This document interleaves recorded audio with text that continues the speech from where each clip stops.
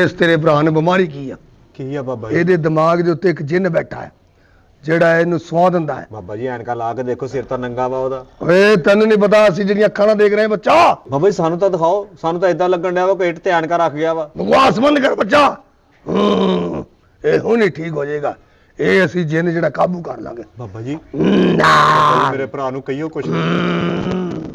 ਦਿਨ ਗਰਦਨ ਦਿਨ ਨਾ ਕੱਤਾ ਦਿਨ ਨਾ ਕੈ ਦਿਨ ਗਰਦਨ ਨਾ ਕੱਤਾ ਦਿਨ ਨਾ ਕੈ ਤਗ ਦਰਗੜ ਦਿਨ ਨਾ ਕੱਤਾ ਤਗ ਦਰਗੜ ਨਾ ਕੱਤਾ ਤਗ ਦਰਗੜ ਦਿਨ ਨਾ ਕੱਤਾ।